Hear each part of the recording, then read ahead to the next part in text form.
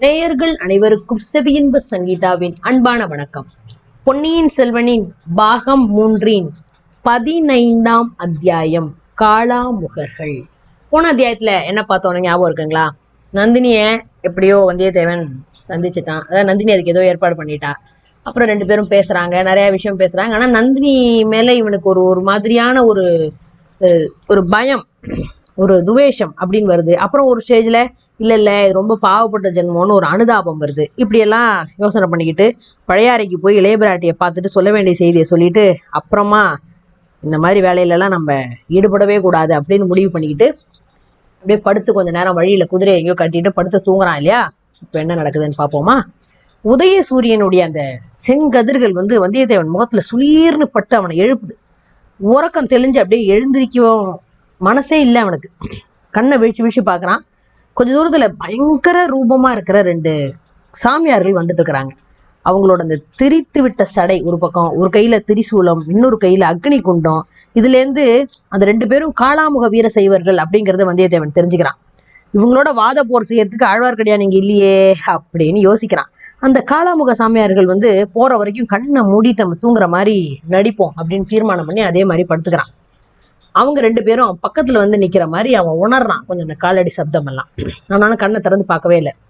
அவங்கள ஒருத்தன் அப்படின்னு கணச்சப்போ கண்ணை வெளிச்சு பார்க்கவே இல்லை. சிவஹோம், பையன் நல்ல கும்பகர்ணனா இருக்கான் அப்படிங்கிறார் ஒருத்தர். சிவோகம், இவனை மாதிரி ஒரு வாலிப பையன் நமக்கு கிடைச்சா எவ்வளவு நல்லா இருக்கும் அப்படின்னு சொல்றாரு இன்னொருத்தர். சிவோகம், ஆளை பார்த்து முகம் கலையா இருக்கேன்னு சொல்றேன், இவனால நமக்கு பயன் ஒண்ணும் இல்லை, ரொம்ப சீக்கிரத்துல இவனுக்கு ஒரு பெரிய ஆபத்து வரப்போகுது அப்படிங்கிறாரு அந்த முதல்ல பேசினவர். அப்படியே தூங்குற மாதிரி நடிச்சே முடிச்சிடுறது அப்படின்னு மூச்சு விட கூட முடியாம திணற உணர்ச்சியை அப்படியே வந்தியத்தேவனுக்கு உண்டாக்குது இந்த வார்த்தைகள் எல்லாம். ஆனா கூட அந்த சமயம் தான் எழுந்தா தான் நடிச்சது வெளியாயிடும். அதனால அவங்க மேற்கொண்டு ஏதாவது பேசணும்னு நினைச்சா கூட அதை பேச முடியாம போயிடுவாங்க, நம்ம தெரிய வேண்டிய விஷயம் ஏதாவது தெரியாம போயிடும் அப்படின்னு சொல்லி அப்படியே இறுக்கி மூடிட்டு என்ன ஆபத்து வரப்போகுதுன்னு இவங்க ஒரு வேளை சொன்னாங்கன்னா என்ன பண்றது அப்படின்னு யோசனை பண்ணிட்டு படுத்திருக்கான். ஆனா அவன் நினைச்ச மாதிரி நடக்கல. சிவோகம், அவனோட தலையெழுத்து, நீ வா போலாம் அப்படின்னு இன்னொருத்தர் சொன்னோன்னே 2 பேரும் அங்கேயும் நகர்ந்து போயிட்டாங்க. உங்க கொஞ்ச தூரம் போறதுக்கு அவகாசம் கொடுத்துட்டு வந்தியத்தேவன் எழுந்துக்கிறான். சீக்கிரத்திலே இவனுக்கு பெரிய ஆபத்து வரப்போகுதுங்கிற வார்த்தை அவன் காதுல ஒழிச்சிட்டே இருக்கு. பழைய காபாலிகரோட பரம்பரையில வந்தவங்க காளாமுகர்கள். காபாலிகர் மாதிரி இவங்க நரபலி கொடுக்கறது இல்லை.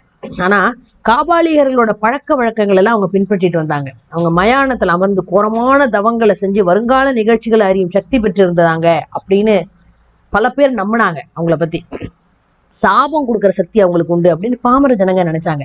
அதனால காளாமுக செய்வரோட கோபத்துக்கு ஆளாகாத மாதிரியே அவங்களுக்கு வேண்டிய உபசாரங்கள்லாம் செய்யறதுக்கு பலர் தயாரா இருந்தாங்க. சிற்றரசர்கள் பலர் ஆலயங்கள்ல காளாமுகர்களுக்கு வழக்கமா அன்னம் கொடுக்கறதுக்கு ஏற்பாடு எல்லாம் பண்ணியிருந்தாங்க. இது வரைக்கும் சோழ மன்னர் பரம்பரையை சேர்ந்த அரசர்கள் மட்டும் காளாமுகர்களுக்கு எந்த விதமான ஆதரவும் காட்டவே இல்லை.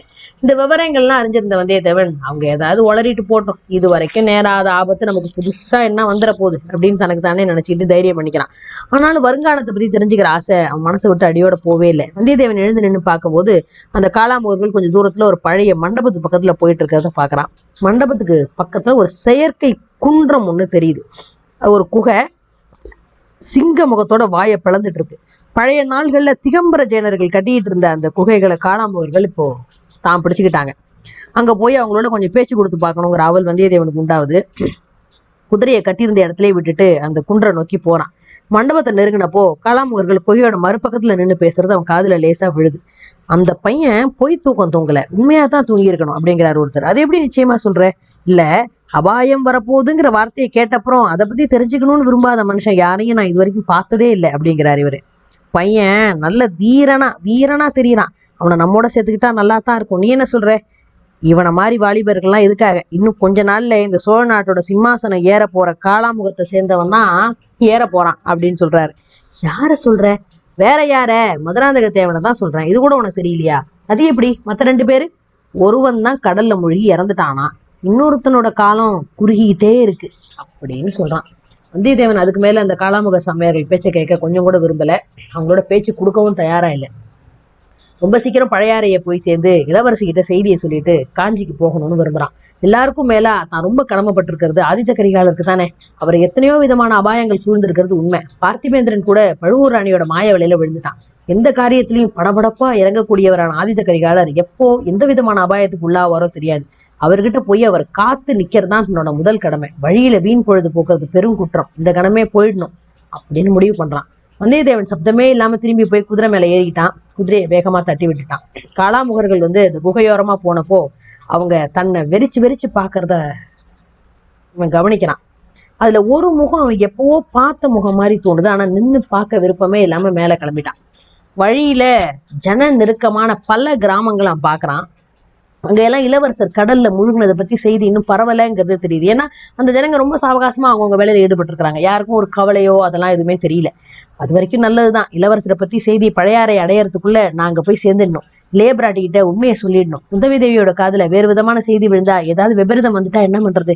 இளையபிராட்டியாவது நம்புறதுக்கு தயங்கலாம், அந்த கொடும்பாளூர் இளவரசி உயிரே விட்டாலும் விட்டுடுவா. இந்த எண்ணம் வந்தியத்தேவனுக்கு ரொம்ப பரபரப்பை உண்டாக்குது. ஆனா அவனோட அவசரம் குதிரைக்கு தெரியல. கால்கள்ல புதுசா லானம் அடிச்சிருக்கிறதுனால அந்த குதிரை ரொம்ப நிதானமா அப்படியே போகுது. வேகமா அதால ஓட முடியல, தத்தளிக்குது. கடைசியா பிற்பகல்ல சூரியன் அஸ்தமனம் ஆவறதுக்கு 2 நாழி இருக்கும் போதுதான் பழையாறையோட கோட்டை கதவு அவன் கண்ணுக்கு தெரியுது. அதோ கோட்டை வாசல் துர்கையோட கோவில் தெரியுதே. கோட்டைக்குள்ள எப்படி போறதுங்கிறத பத்தி எத்தனையோ யோசிகள் அவன் உள்ளத்துல அப்படியே மின்னல் வேகத்துல படையெடுத்து வருது. ஆனா ஒன்னும் காரிய சாத்தியமா தெரியல. பனைமுத்திரை மோதிரமோ இங்க பயன்படவே படாது. ஏன்னா அந்த மோதிரத்தோட வருவான் அப்படிங்கிறது முன்னையே கோட்டை காவலர்களுக்கு எச்சரிக்கை செய்யப்பட்டிருக்கும். இப்போ மோதிரத்தை பார்த்தோன்னே வேற விசாரணையே இல்லாம சிறைப்படுத்திடுவாங்க. சின்ன பழுவேட்டையர்கிட்ட வேற அவனை அனுப்பிச்சு விட்டுருவாங்க. இளையபிராட்டி குந்தவி தேவியை பாக்குறதுக்கு முன்னாடி அந்த மாதிரி மாட்டிக்கிறது தப்புன்னு அவன் புரிஞ்சுக்கிறான். யோசனை செஞ்சுக்கிட்டே குதிரையோட வேகத்தை அவன் குறைச்சிக்கிட்டு கோட்டை வாசல நெருங்கும் போது இன்னொரு திசையிலேருந்து ஒரு கூட்டம் வர்றதை பாக்குறான். வேல் பிடிச்ச வீரர்கள், விருதுகளை சுமந்தவங்க, குதிரை மேல ஏறி வர்றவங்க, இவ்வளவு பேருக்கு நடுவுலையும் தாமரை பூ வடிவம் மாதிரி அமைந்த ஒரு தங்க ரதம். ஆஹா, இந்த ரதத்துல இருக்கிறது யாரு? இளவரசர் மதுராந்தக தேவர்ல இது. கடம்பூர் அரண்மனையிலையும் தஞ்சாவூர் பொக்கிஷ நிலவரையிலையும் பார்த்த அதே இளவரசர் தான். கோட்டைக்குள்ள போறதுக்கு யுக்தி என்னங்கிறது உடனே வந்தியத்தேவன் மனசுல தோணிடுச்சு. ஆபத்து வரப்போகுதுங்கிற வார்த்தை காதுல விழுந்ததா, அதை பத்தி தெரிஞ்சுக்க விரும்பாதவனை இது வரைக்கும் நான் பார்த்ததே இல்லைன்னு அந்த காளாமுகர் சொன்னான்ல, அதுலேருந்து அப்படியே தனக்கான ஒரு யோசனையை வந்தியத்தேவன் எடுத்துக்கிட்டான். இது கதைக்காக சொல்லப்பட்டாலும் நம்ம நிஜ வாழ்க்கையிலையும் இந்த மாதிரி நம்ம சுத்தி நடக்கிற வார்த்தைகள், நம்மளை சுத்தி யாராவது ஏதாவது பேசுற விஷயங்கள்ல எப்போவாது நம்ம கூர்ந்து கவனிச்சோம்னா அதுல இருந்து நமக்கு வேற சமயத்துக்கு தேவைப்படுற ஏதாவது ஒரு புதிய யோசனைகள் கிடைக்கலாம். அதனால எப்பவுமே ஜாஸ்தி பேசுறதை குறைச்சிட்டு கண்ணையும் காதையும் திறந்து வச்சுக்கிட்டு இருந்தோம்னா வாழ்க்கையில நமக்கு தேவையானதெல்லாம் நம்ம கேட்காமலே நமக்கு நிறைய கிடைக்கும். அதுல இருந்து நமக்கு நம்ம மூளையை பயன்படுத்தி நமக்கு தேவையானதை நம்ம உபயோகப்படுத்திக்கலாம். அந்த யுக்தியை தான் இப்ப வந்தியத்தேவன் இந்த இடத்துல கடைபிடிக்கிறான். ஆஹா, இந்த வார்த்தையை வச்சுக்கிட்டு இப்ப மதுராந்தக தேவருக்கு ஏதாவது யுக்தி பண்ணணுமே அப்படின்னு ரொம்ப தீவிரமா யோசிச்சு தாமரை மலர் வடிவமான தங்க ரதத்தை நோக்கி வந்தியத்தேவன் தன்னோட களைப்பா இருந்த அந்த குதிரையை வேகமா செலுத்திட்டு போறான். மதுராந்தக தேவருடைய பரிவாரங்களை யாருமே அந்த மாதிரி ஒருத்தன் வருவான்னு அவங்க எதிர்பார்க்கவே இல்லை. அதனால அவனை யாரும் தடுக்க முன்னாடி வர்றதுக்குள்ள குதிரை ரதத்துக்கு ரொம்ப பக்கத்துல போயிருச்சு. அந்த சமயத்துல வந்தியத்தேவன் குதிரை மேல அப்படியே எழுந்து நிக்கிறான். ரதத்துல உட்கார்ந்து இருந்த மதுராந்தகரை உத்து பார்த்துட்டு ஓ அபாயம் அபாயம் அப்படின்னு கத்தான். ஒரு குரல்ல கிளப்புறான். உடனே தட்டால்னு குதிரை மேலேயும் தரையில விழுந்து உருள்றான். குதிரை சில அடி தூரம் அப்பால போய் நிக்குது. இவ்வளவும் சில வினாடி நேரத்தில் நடந்து போயிடுச்சு. மதுராந்தக தேவர் பரிவாரத்தை சேர்ந்த சிலர் அவனோட குதிரையை ஓடி போய் பிடிக்க முயற்சி பண்றாங்க. அவசரமா கத்திய உரையிலிருந்து சிலர் எடுக்கிறாங்க. சிலர் வேலை எறியறதுக்கு குறி பாக்குறாங்க. அதுக்குள்ள அவன் குதிரை மேல நிற்க முயன்று கீழேயும் விழுந்துட்டதுனால அவங்களுக்கு ஒரே கவலை நீங்கிடுது. எழுந்திரிச்சவன் தானே விழுந்துட்டான் அப்படின்னு. அப்புறம் கீழே விழுந்தவனை பார்த்து எல்லாரும் சிரிக்கிறாங்க. மதுராந்தகரும் சிரிக்கிறாரு. அதுக்குள்ள ரதம் நிறுத்தப்பட்டுருச்சு. கையை காட்டி சைகை காமிக்கிறாரு, இங்க வா அப்படின்னு. வீரர்கள் 2 பேர் வந்தியத்தேவன் பக்கத்துல போய் அவனை தூக்கறதுக்கு முயற்சி பண்றாங்க. ஆனா அதுக்குள்ள அவனே எழுந்து உட்காந்துக்கிறான். வீரர்களோட உதவியே இல்லாம குதிச்சு இப்படி எழுஞ்சிக்கிறான். தான் விழுந்ததை பத்தி கொஞ்சம் கூட கவனிக்காதது மாதிரி இளவரசர் மதுராந்தகரையும் உத்து பார்த்துட்டே இருக்கான். அவனை இப்படி பக்கத்துல கொண்டு வாங்க அப்படிங்கிறாரு இளவரசர். வீரர் 2 பேர் வந்தியத்தேவனை கையை பிடிச்சு அழைச்சிட்டு போய் ரதத்தோட பக்கத்துல நிறுத்துறாங்க. இன்னமும் அவனோட கண்கள் மதுராந்தகரோட முகத்திலேயே இருக்கு. அப்பனே யாரு அப்படின்னு கேக்குறாரு. நான் தான் சக்கரவர்த்தி பெருமானே, என்ன தெரியலையா அப்படிங்கிறான் வந்தியத்தேவன். என்ன உளர்ற, அடே கொஞ்சம் விலகி நில்லுங்கடா அப்படின்னு சுத்தி இருக்கிற மற்ற வீரர்களை பார்த்து விலகி நிக்க சொல்றாரு. என்னை யாருன்னு நினைச்சுக்கிட்டே அப்படின்னு மதுராந்தகர் கேட்கிறாரு. மன்னிக்க வேணும் இளவரசே, தவறா சொல்லிட்டேன். நீங்க இன்னும் அப்படின்னு தட்டு மாதிரி பேசுறான். இதுக்கு முன்னே எப்போவாது என்ன நீ பாத்திருக்கியா? பாத்திருக்கேன். இல்ல பார்த்தது இல்ல. என்ன பாத்திருக்கியா இல்லையா? உண்மையை சொல்லு. நேத்துல இருந்து நான் உண்மையே சொல்றதுன்னு வச்சிருக்கேன். அதனால நிச்சயமா சொல்ல முடியல. ஓஹோ, நீ நேத்துல இருந்து உண்மை பேசுறவனா? நல்ல வேடிக்கை அப்படின்னு மதுராந்தகர் சிரிக்கிறார். அதனால நிச்சயமா சொல்ல முடியாம ஏன் போகணும் அப்படின்னு திரும்பி கேக்குறாரு. இல்ல, இந்த காலத்துல எதைதான் நிச்சயமா சொல்ல முடியுது? ஒருத்தர் மாதிரி இன்னொருத்தர் இருக்கிறாரு. ஒரு நாள் மூடு பல்லக்குல இருக்கிறாரு, இன்னொரு நாள் பார்த்தா ரதத்துல இருக்கிறாரு. என்ன சொன்ன அப்படின்னு மதுராந்தகருக்கு திக்குனாவது. ஒருத்தர் மாதிரி இன்னொருத்தர் இருக்கிறதுனால நிச்சயமா சொல்ல முடியல. என்ன நான் யார் மாதிரி இருக்கேன்? 2 தடவை உங்களை நான் இதுக்கு முன்னாடி பார்த்திருக்கேன். இல்லைன்னா உங்களை மாதிரி ஒருத்தரை நான் பார்த்திருக்கேன். நீங்க தானா, அதாவது நான் பார்த்தவர் தானான்னு எனக்கு சந்தேகமா இருக்கு. அதை தெரிஞ்சுக்கிறதுக்காகத்தான் கொஞ்சம் முன்னாடி குதிரை மேல ஏறி நின்று அப்படி உத்து பாத்தியா? ஆமா ஐயா. என்ன தெரிஞ்சுக்கிட்ட? நீங்க நான் பார்த்தவராகவும் இருக்கலாம், இல்லாமையும் இருக்கலாங்கிறத தெரிஞ்சுக்கிட்டேன். மதுராந்தகருக்கு கோபம் வர ஆரம்பிச்சிருச்சுங்கிறது அவரோட முகத்துல இருந்தும் குரல்ல இருந்தும் தெரியுது. ஏய், நீ சுத்த போக்கி, உன்ன இளவரசே கோச்சிக்க வேணாம். நான் உங்களை மாதிரியோ இல்ல உங்களை போன்ற ஒருத்தரையோ எங்க பார்த்தேன்னு சொல்றேன், அப்புறம் நீங்களே தீர்மானம் பண்ணிக்கிங்க. அப்படின்னா சொல்லு சீக்கிரம் அப்படிங்கிறாரு. ஒரு பெரிய கோட்டை, 4 பக்கம் பெரிய பெரிய மதில் சுவர்லாம் இருந்துச்சு. வீராதி வீரர்கள் பலர் அங்க கூடியிருந்தாங்க. நடுராத்திரி சுவத்துல மாட்டின பெரிய அகல் விளக்கு புகையோட மங்கின வெளிச்சத்துல அவங்க ஆத்திராத்திரமா பேசிக்கிட்டு இருக்கிறாங்க மாதிரி தெரியுது. சுவர் ஓரமா ஒரு பல்லக்கு இருக்கு. அந்த வீரர்களோட தலைவரை மத்தவங்க எல்லாரும் ஏதோ கேள்வி மேல கேள்வியா கேக்குறாங்க. அவருக்கு கோபம் வந்துருச்சு. வேகமா எழுந்து போய் பல்லக்கு பக்கத்துல நிக்கிறாரு. பல்லக்க மூடிய அந்த பட்டு திரையை விளக்குறாரு. பல்லக்குள்ள இருந்து ஒரு சுந்தர அப்படியே அழகான ஒரு புருஷர் வெளியில வந்தாரு. அவரை பார்த்த உடனே அங்க கூடியிருந்தவங்க எல்லாரும் வாழ்க வாழ்கன்னு கோஷம் போட்டாங்க. பட்டத்து இளவரசர் வாழ்கன்னு சிலர் கூவுனாங்க. சக்கரவர்த்திக்கு ஜேன்னு கோஷம் போட்டதாகவும் ஞாபகம். ஐயா, அப்ப பல்லக்குல இருந்து வெளியே வந்தவரோட முகம் உங்க முகம் மாதிரியே இருந்துச்சு. ஏதாவது தவறா சொல்லியிருந்தா தயவு செய்து என்னை மன்னிக்கணும். நடுவுல குறுக்கிடாம இத்தனை நேரம் கேட்டுக்கிட்டு இருந்த மதுராந்தக தேவரோட நெத்தியில அப்படியே வியர்வை துளிக்குது. அவரோட முகத்துல பயத்தோட சாயல் அப்படியே படருது. நேத்துல இருந்து உண்மையை சொல்றவனே, இந்த வீரர்கள் கூட்டத்துல நீ இருந்தியா? இல்லையா, சத்தியமா இல்ல. பின்ன எப்படி கூட்டத்துல இருந்து பார்த்த மாதிரியே சொல்ற? நான் கண்ட காட்சி உண்மையா நடந்ததா இல்ல கனவுல கண்டதான்னு எனக்கே நிச்சயமா தெரியல. இன்னொரு காட்சியும் கேளுங்க. இருள் அடைஞ்சு போயிருக்கிற ஒரு நிலவரை, அதுல ஒரு சுரங்க பாதை வளைஞ்சு வளைஞ்சு கீழே இறங்கி மேல ஏறி போக வேண்டிய பாதை. அது வழியா 3 பேர் வந்துட்டு இருந்தாங்க. முன்னாடி ஒருத்தன் தீவெட்டி பிடிச்சு வந்தான், பின்னாடி ஒருத்தன் காவல் புரிஞ்சுட்டு வந்தான். நடுவுல ஒரு அழகான புருஷர் ஒருத்தர் இப்படி மன்மதன் மாதிரி ராஜகுமாரன் மாதிரி வந்துட்டு இருந்தாரு. தீவத்தியோட வெளிச்சம் அந்த நிலவரையோட மூலம் முடுக்குல பரவனப்பெல்லாம் இங்கெல்லாம் பொண்ணும் மணியும் வைடூரியமும் ஜொலிக்கிறது மாதிரி தெரிஞ்சுது. அந்த மன்னாதி மன்னர்களோட ரகசிய பொக்கிஷங்களை வைக்கிற நிலவரையாவும் இருக்கலாம்னு தோணுச்சு. தூண்கள்ல கோரமான பூத வடிவங்கள்லாம் செதுக்கப்பட்டிருந்துச்சு. அந்த மாதிரியான சுரங்க வழியில வந்துகிட்டு இருந்த 3 பேர்ல நடுவுல வந்த சுந்தர புருஷரோட முகம் உங்க முகம் மாதிரியே இருந்தது.